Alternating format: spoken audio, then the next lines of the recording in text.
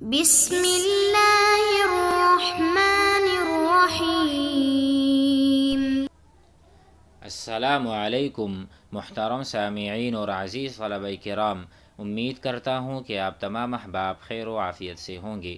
آج کا ہمارا سبق نمبر 11 ہے، جس میں ہم شاعر تعبط شرع کو پڑھیں گے، جن کا اپنا نام ہے ثابت بن جابر، اور ان کا ہم نے تعارف گزشتہ سبق میں کیا تھا۔ تو آج جو اشعار ہیں ان میں تعبط شرع اپنے چچا زاد بھائی شمس بن مالک کی تعریف کر رہے ہیں، بوجہ اس کے کہ انہوں نے بھی ان پر احسان کیا تھا، ان کو چند اونٹ دیے تھے یا اونٹنیاں دی تھیں، تو آج یہ مدحیہ کلمات اور اس کی ثنا اور مدح سرائی کر رہے ہیں اور ان کا بدلہ دے رہے ہیں۔ تو آئیے اشعار پڑھتے ہیں، اس کے بعد ترجمہ اور تشریح کریں گے۔ بسم اللہ الرحمن الرحیم۔ وقال تعبط شرا إني لمهد من ثنائي فقاصد به لابن عم الصدق شمس بن مالك أهز به في ندوة الحي عطفه كما هز عطفي بالهجان الأوارك قليل التشكي للمهم يصيبه كثير الهوى شتى النوى والمسالك يظل بمومات ويمسي بغيرها جحيشا ويعروري ظهور المهالك ويسبق وفد الريح من حيث ينتحي بمنخرق من شدة المتدارك إذا حاص عينيه كرى النوم لم يزل له كالي من قلب شيحان فاتك ويجعل عينيه ربيئة قلبه إلى سلة من حد أخلق صائك إذا هزه في عظم قرن تهللت نواجذ أفواه المنايا الضواحك يرى الوحشة الأنس الأنيس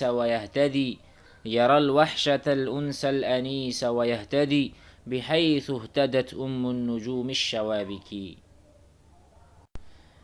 ترجمہ کرتے ہیں، انی لمہدن، میں ہدیہ کرتا ہوں، اہدا یہدی اہداء، ہدیہ کرنا، انا اہدیت الیک الجوال، میں نے آپ کو موبائل ہدیہ میں دیا، اہدا یہدی، انی لمہدن من ثنائی، من مدحی، اپنے مدح کا ہدیہ دینا چاہتا ہوں، فقاصد بہ، اور اس مدح سے میں قصد کرتا ہوں، لابن عم الصدق شمس ابن مالکی، کہ وہ شمس ابن مالک ہے اور میرا چچا زاد بھائی ہے، ان کی میں تعریف کرنا چاہ رہا ہوں ان کلمات سے۔ اہز بہ فی ندوۃ الحی، اہز بہ یعنی میں اپنے اس مدحیہ کلمات کو لہراؤں گا، ہز یہز حرکت دینا اور ہلانا، گویا کہ بتانا چاہ رہے ہیں فی ندوۃ الحی، فی مجلس القومی، الحی کہتے ہیں کسی بھی مدینے کو، منطقے کو، یعنی کہ کوئی کالونی، ندوہ مجلس یعنی ایسی بڑی مجلس میں یہی تعریفی کلمات میں دہراؤں گا، عطفہ جانبہ، یعنی میں اپنے جو چچا زاد بھائی ہیں اس کے کندھے کو تبکی دوں گا اور یہ مدحیہ کلمات میں ضرور سناؤں گا۔ کما حزہ، عطفہ کا معنی یہاں پر ہے کتفہ، کتف کہتے ہیں کندھے کو، تو بتانا چاہ رہے ہیں اہز بہ، ان مدحیہ کلمات کو میں لہراؤں گا، فی ندوۃ الحی، اپنے جو مجلس ہے اور اپنے بڑوں کی مجلس میں، کما حز عطفی، جس طرح انہوں نے مجھ پر احسان کیا، میرے کندھے کو تبکی دی، بالہجانی، ہجان یہاں پر لکھا ہے الابل البیض الکرام، الابل البیض الکرام یعنی سفید اونٹ، سفید اونٹ جو بہت قیمتی ہوتے ہیں اور اچھے نسل کے ہوتے ہیں، الاوارکی بالہجان الاوارک، اوارک یہ اراک کی جمع ہے اور اراک پیلو کے درخت کو کہتے ہیں، یعنی پیلو کے جو درخت ہیں وہاں پر انہوں نے مجھے اونٹنیاں دی تھی، مجھ پہ احسان کیا تھا، تو آج میں بھی ان پر احسان کرتا ہوں ان کی تعریف کر کے۔ قلیل التشکی، وہ بہت کم شکایت کرتا ہے، للمہم یصیبہ، جب بھی اسے کوئی مصیبت پہنچتی ہے، مہم مصیبت، یہاں پر اس کا معنی ہم لے سکتے ہیں کوئی دشوار امر پیش آتا ہے، قلیل التشکی، تو شکایت کرنے والا یہ بہت کم دیکھا گیا. یصیبہ جب بھی اسے مشکل امر پیش آتا ہے. یا کثیر الہوا اور اس کی ایک صفت یہ بھی ہے کہ ان کی خواہشات بہت زیادہ ہیں. کثیر ظاہر الہوا یعنی الہوا بمعنی خواہشات. شت النوا ایک صفت یہ ہے کہ اس کی نیات بہت زیادہ ہیں, بہت زیادہ نیتیں ایک وقت میں رکھتا ہے. والمسالکی اور اس کے راستے بھی بہت زیادہ ہیں. اس سے کیا پتہ چلا؟ آگے شعر میں اس کی مزید شرح آ رہی ہے. یعنی یہ زیادہ خواہشات رکھتا ہے, اس کی نیتیں بھی نہیں معلوم بہت زیادہ ہوتی ہیں. والمسالک اور اس کے جو مسلک ہے اختیار کرنے والا راستہ وہ بھی بہت زیادہ ہیں. اس سے یہ مراد ہے. اور آگے جو تشریح ہے یظل بمومات یہ دن گزارتا ہے. ظل یظل یعنی ظہر کا وقت گزارنا یا چاشت کا وقت گزارنا. اس سے معنی ہے کہ وسیع بیابان میں یہ دن گزارتا ہے. ویمسی اور رات مساء آپ کو پتہ ہے صباحا مساء تو مساء جو ہے اس سے مراد رات گزارتا ہے. بغیرہا ای بغیر مومات بغیر صحراء دن صحرا میں اور رات کہیں اور. جہیشن اب یہ آگے بتانا چاہ رہے ہیں کہ یہ مستقل رائے رکھنے والا ہے. یہ جہیش بھی ہے, ایک صفت اس کی یہ ہے کہ یہ جہیش ہے. ویعروری اور ایک صفت یہ ہے کہ یہ ایسے گھوڑوں کے پیٹھ پر بیٹھتا ہے جس پر کیا کہتے ہیں سرج بھی نہیں ہوتا. سرج کسے کہتے ہیں؟ سرج کہتے ہیں جو ننگی پیٹھ یعنی جس کے اس کے پیٹھ پر وہ بھی نہیں ہوتا جس پر گھوڑے پر رکھتے ہیں نا اوپر, وہ بھی نہیں ہوتا, ننگے پیٹھ پر یہ سوار ہوتے. تو اس سے کیا پتہ چلا کہ ایسے گھوڑے تو ہلاکت میں ڈالنے والے ہوتے ہیں, کہیں بھی بندہ گر سکتا ہے. تو اس کا ترجمہ اگر ہم کریں کہ وہ صبح ایک صحرا میں اور شام کو دوسرے میں ہوتا ہے, نہایت ہی مستقل رائے کا مالک ہے اور مہالک کی ننگی پیٹھوں پر سواری کرتا ہے. اس کا یہ معنی ہے. آگے بڑھتے ہیں. وَيَسْبِقُ وَفْدَ الرِّيحِ مِنْ حَيْثُ يَنْتَهِي یہاں ہے کہ یسبق یہ مسابقت کرتا ہے اور یہ دوڑ لگاتا ہے یا یہ مقابلہ کرتا ہے. وفد الریح ٹھیک ہے, یعنی ہوا کے اگلے حصے سے بڑھ جاتا ہے. یسبق پہلے سبقت کرنا آگے بڑھنا. سبقا یسبق انا سبقتک میں نے آپ سے پہلے کام کر لیا. یسبق وفد الریح جو ہوا کا ابتدائی سرہ ہے اس سے بھی آگے بڑھ جاتا ہے. من حیث ینتہی من حیث یقصد ویعتمد وہ ہوا جہاں کو چلے یہ اس سے آگے آگے آپ کو ملے گا, اتنا تیز ہے. بمنخرق ٹھیک ہے, بمنخرق من شدت المتدارکی تو اس کے کپڑے گویا شدت رفتار سے, رفتار کی تیزی کی وجہ سے اس کے کپڑے بھی پھٹ جاتے ہیں. یہ مراد ایسے لباس میں جو پٹا ہوا ہے متواتر دوڑ کی شدت سے. بمنخرق بلباس بثياب منخرق من شدت المتدارکی من شدت المتلاحقی یہ سب سے تیز دوڑتا ہے, اسی وجہ سے کپڑے بھی جگہ جگہ سے پھٹ گئے ہیں. تو یہ بھی بہادری اور کمال بہادری پر دلالت کرتا ہے. آگے بڑھتے. اذا حاس عینہ کرالنوم لم یزل اس کا ترجمہ ہے جب اونگ اس کی آنکھوں کو سی دیتی ہے تو اس کا نگران بہادر بیدار آدمی کا دل ہوتا ہے. اذا حاس عینیہ جب اس کی آنکھ کو اونگ آتی ہے. کرالنوم لم یزل النوم الخفیف کرا النوم جب اس کو اونگ آتی ہے تھوڑی بہت نیند آتی ہے خفت کے ساتھ. لم یزل لہ کالئن اس کے لیے ایک بندہ ہوتا ہے جو اس کی حفاظت کرتا ہے. الحافظ الرقیب کیا الحافظ الرقیب یہاں مراد ہے.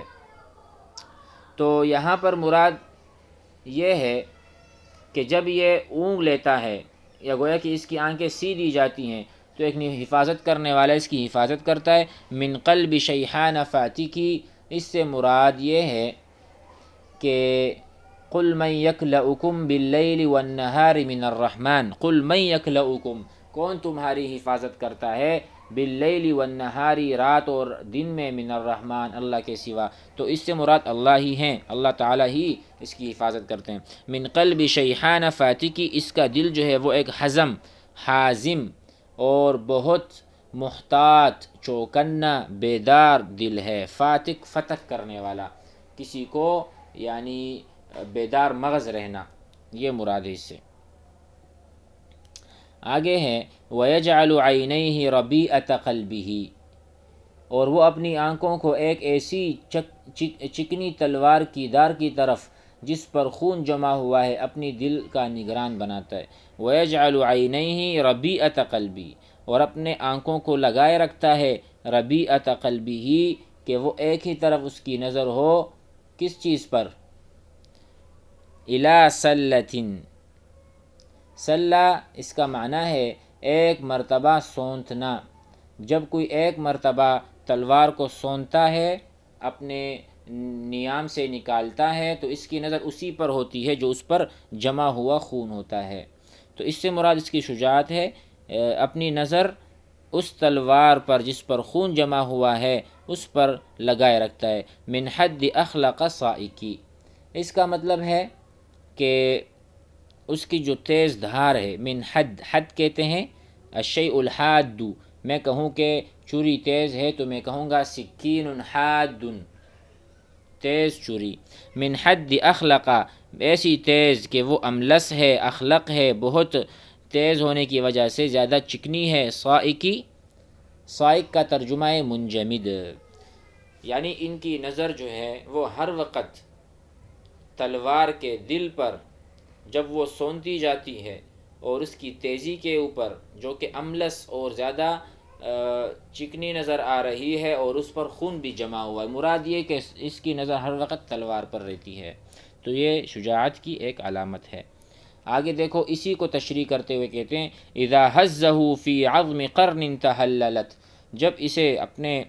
جب یہ تلوار کو حزه یعنی ہلاتا ہے، فی عظم قرن، جب وہ کسی سردار کی ہڈی میں تلوار ہلاتا ہے تو ہنسنے والی موتوں کے دانت چمکنے لگتے ہیں، تو ہنسنے والی موتوں کے دانت چمکنے لگتے ہیں۔ دیکھو اذا حزه فی عظم قرن، جب یہ کسی سردار کی ہڈی میں تلوار کو ہلاتا ہے، تحللت، تلمعت، یہ چمکتی ہوئی نظر آتی ہے۔ کیا چیز؟ نواجذ افواہ المنایا، موت کے دانت، گویا کہ موت بھی ہنستی ہوئی دیکھتی ہے۔ الضواحکی، آپ کو پتہ ہے الضواحک دانت کو کہتے ہیں، اس سے مراد یعنی اس کی تلوار سے دشمن مرتے ہیں تو موت خوش ہو کر ہنستی ہے۔ سمجھ میں آئی بات؟ اذا حزه فی عظم قرن تحللت، جب اس تلوار کو یہ لگاتا ہے کسی کے ہڈیوں میں تو یہ خوشی سے ایسے ہو جاتی ہے کہ موت خوشی خوشی اس تلوار کو دیکھتی ہے۔ نواجذ افواہ المنایا الضواحکی۔ اور آخری شعر میں کہا ہے یر الوحشۃ الانسا، وہ وحشت کو مانوس دوست سمجھتا ہے۔ یر الوحشۃ، وحشت کو اس نگاہ سے دیکھتا ہے کہ وہ کیا ہے، وہ ایک دوست ہے جو کہ مانوس ہو چکا ہے، اس کو ہر جگہ بیاباں اور وحشت سے دل لگی ہو گئی ہے۔ یر الوحشۃ الانس الانیسا، المانوس، ویہتدی، اور وہاں راہ پاتا ہے، اس کو ہدایت کسی راستے کی ہوتی ہے، بحیث اہتدت، اور وہاں راہ پاتا ہے جہاں کہکشاں راہ پاتی ہے۔ اہتدت النجوم الشوابکی، اور ان کو وہ راستہ نظر آتا ہے جو راستہ کس کے لیے؟ کہکشاں کے لیے بنا ہے، یعنی جیسے کہکشاں اپنا راستہ جانتی ہے یہ بھی اسی طرح راستوں سے واقف ہے۔